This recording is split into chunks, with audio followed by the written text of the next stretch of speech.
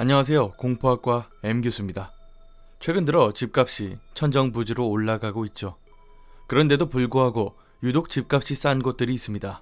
아무리 시세가 올라간다고 한들 그 집에서 사람이 죽었거나 귀신이 나온다는 흉흉한 소문이 돌면 집이 나가지 않거나 주변 시세보다 값이 떨어질 수밖에 없죠. 이번 이야기는 공포학과 학생분이 경상남도 마산의 한 집에서 겪은 무서운 경험담입니다. 가시죠. 집안 사정이 좋지 않아 가족 모두가 마산의 한 원룸에 살다가 방 2칸 딸린 주택이 싼 값에 나와 그곳으로 이사를 가게 되었습니다.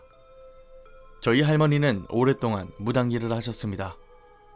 그 집으로 이사 간다는 말을 들으시더니 싼 데는 다 이유가 있다고, 특히 그 집은 뭔가 이상한 느낌이 든다면서 극구 말리셨죠. 하지만 좁은 원룸에서 가족이 모두 살다 보니 그런 건 중요한 게 아니었습니다. 그렇게 만류를 뿌리치고 억지로 그 집에 들어가게 되었습니다. 그런데 뭔가 이상하긴 했습니다. 집에 처음 들어가자 당시 여름이었는데도 쌀쌀하다고 느낄 정도로 집안이 추웠습니다. 우스갯소리로 에어컨 안 사도 되겠다고 말할 정도였죠. 그리고 이사한 지 3일째 되던 날, 동생이 봐서는 안 될 것을 봐버렸습니다. 현관문 다음에 중문이 있고 그 바로 앞에 컴퓨터와 거울을 뒀는데 컴퓨터를 하고 있으면 거울로 현관 중문이 보였습니다. 컴퓨터를 열심히 하던 동생이 거울에서 계속해서 뭔가 꼼지락거리는 게 보였답니다. 뭔가 기분이 싸해서 안 보려고 하다가 자기도 모르게 거울을 봤는데 거울에 머리를 산발을 한 여자가 엎드린 채로 기어오고 있더랍니다. 마치 포복하듯 낮은 자세로 동생에게 기어오고 있었죠. 너무 무서워서 고개를 돌리려고 하는데 계속 그 여자와 눈이 마주쳤고 여자가 가까이 왔을 때 한 번 쓱 훑어보고는 가버리더래요. 그 길로 부모님한테 달려가서 다른 집에서 살자고 졸랐는데 이미 계약이 다 된 상태이기 때문에 이사는 못 간다고, 처음 이사를 와서 아직 적응이 안 된 거라고만 말씀하셨죠. 결국 그 이후로 거울을 치워버렸는데 하필 그때부터 장마가 시작됩니다. 동생 방에는 큰 창문이 하나 있었는데 침대에 누우면 창문을 마주보는 구조입니다. 장마 기간이라 천둥 번개가 쳤는데 그럴 때마다 창밖이 밝아지죠. 그때마다 사람 그림자가 비쳤답니다. 어쩔 때는 나무 그림자도 비치기도 했는데 천둥 번개가 칠 때마다 그걸 보고만 있어야 했죠.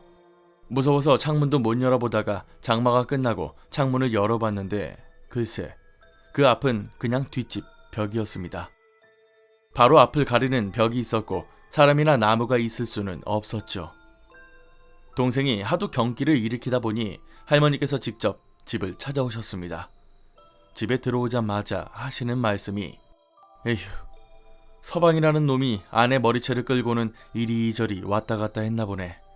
딱 이 한마디 하셨습니다. 동네 사람들한테 알아보니 15년 전에 이 집에 부부가 살고 있었는데 하루가 멀다고 남편이 아내를 때렸다고 합니다. 그러다 결국 아내가 뒷마당에 있던 나무에 목을 매달아 자살을 했다고. 할머니가 다시 이 집에 오셨을 때는 준비해온 물품과 음식들로 굿을 해주셨습니다. 하지만 그렇다고 이상한 일들이 사라지지는 않았죠.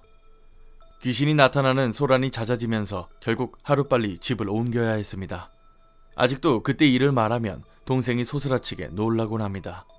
그때는 혹시라도 귀신 나올까봐 하루하루를 버티며 살아갔었죠. 이야기 처음 부분에 여자가 기어서 왔다는 말이 처음에는 그냥 무섭기만 했는데 알고 보니 남편이 생전에 아내를 질질 끌고 다녀서 그렇게 기어 다녔다는 말이었네요. 나무에 목을 매달아 죽었으니 창문에 그 모습이 비춰졌던 거겠죠. 사실 아무리 귀신이 나온다는 집도 사람에 따라 다르게 느껴집니다. 영감이 없는 분들은 귀신이 있는지도 모르고 살 수도 있겠죠. 하지만 학생분의 동생처럼 어느 정도 귀신이 보이는 분들에게는 하루하루가 지옥일 수밖에 없겠죠. 영상 재밌게 봐주셨다면 공포학과에 입학 부탁드립니다. 더 무서운 강의로 다시 돌아오겠습니다. 공포학과 M교수였습니다.